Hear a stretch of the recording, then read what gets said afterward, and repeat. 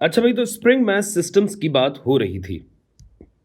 तो अगर इसी तरह मैं आपको एक स्प्रिंग मैथ सिस्टम दूं और इसमें मैथ्स को मैं नीचे खींचूं और फर्ज कीजिए कि ये सिस्टम चल रहा हो, चल ऐसे रहा हो कि ये ऊपर जाए और फिर नीचे आए और फिर ऊपर जाए, जिसको मैंने ज़रा इस तरीके से दिखाया हुआ है कि अगर स्प्रिंग जो है वो अलग अलग तरीकों से चल रहा हो, मतलब थोड़े थोड़े वक्त के बाद अगर चल रहा हो, तो मुझे ये नज़र आता है कि यहाँ पे एक साइन वेव बनती चली जाती है, जो कि मैंने यहाँ बना दी है।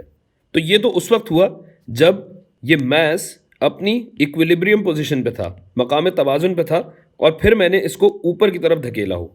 जबकि अगर मैं इसी का उलट करूं कि अगर मैं इस मैस को ऊपर लेके जाऊं और फिर छोड़ दूं और इसको नीचे आने दूं, तो मेरे पास ये वाली सूरत हाल बनेगी।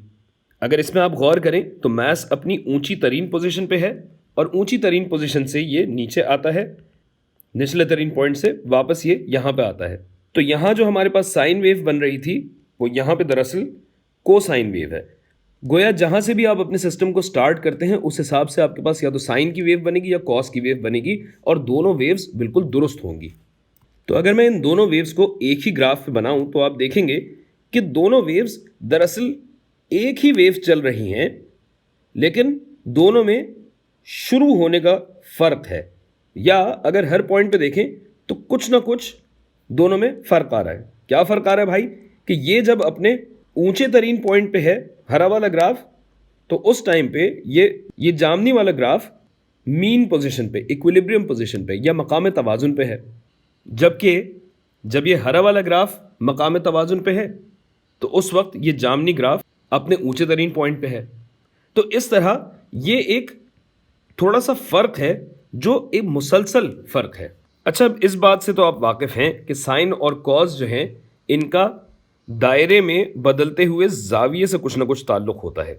इस जाविये से तो गोया हो ये रहा है कि एक चौथाई साइकिल है जिसका इन दोनों में फर्क है। यानी इस हरे वाले में अगर आप देखें तो ये वाला साइकिल कहाँ आ रहा है? ये वाला साइकिल एक चौथाई वेव के बाद जामनी वाले में आ रहा है। इसी तरह ये वाला साइकिल जामनी वेव में एक चौथाई साइकिल या एक चौथाई चक्कर के बाद दोहरा रहा है। यानी ये हुआ आपका एक चौथाई चक्कर, और आप देख सकते हैं कि ये एक चौथाई चक्कर दरअसल 90 डिग्री के बराबर है, जिसको रेडियंस में अगर देखा जाए तो ये π/2 रेडियंस बनता है। गोया इन दोनों सिस्टम्स में मुसलसल π/2 रेडियंस का फर्क है कि दोनों π/2 रेडियंस से एक दूसरे के आगे पीछे चल रहे हैं। और यही बात जो है सिस्टम की इक्वेशन से भी साबित हो सकती है। मिसाल के तौर पे अगर मैं इस जामनी वाले को देखूं, y is equal to a sine omega, जो कि होता है 2π by time period multiplied by t। तो भाई अगर एक चौथाई साइकिल के लिए मुझे देखना है तो मुझे t डालना पड़ेगा एक चौथाई टाइम पीरियड। तो ये y मेरा बनेगा a sine 2π by capital T ज़रब कैपिटल T बटा 4, जिसमें से t और t कट जाता है और 2 से ये आधा हो जाता है। गोया ये बना a साइन π/2।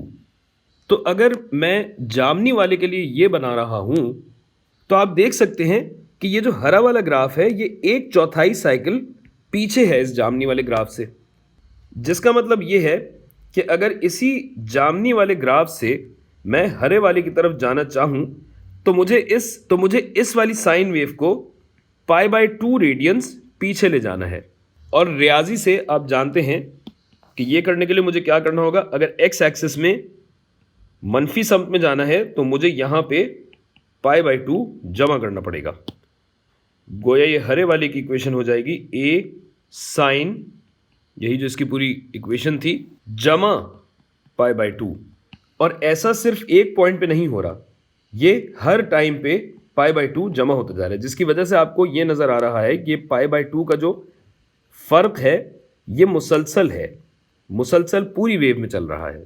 तो इसी चीज़ को अगर मैं एक जनरल इक्वेशन की शक्ल में लिखूं तो ये बनेगा y is equal to a sine 2π by time period t जमा क्या तफरीक फाई की। तो ये जो फाई है ना, ये फाई कहलाता है फेज कांस्टेंट। यानी ये जो कांस्टेंट है ना, ये वो कांस्टेंट है या ये वो मुसलसल फ़र्क है जो इन दोनों वेव्स के दरमियान पाया जाता है। तो ये फेज़ कांस्टेंट कहलाता है, जबकि ये पूरी चीज़ जो है, चूँकि ये एंगल है, तो ये कहलाता है फेज़ एंगल या फिर सिर्फ फेज़।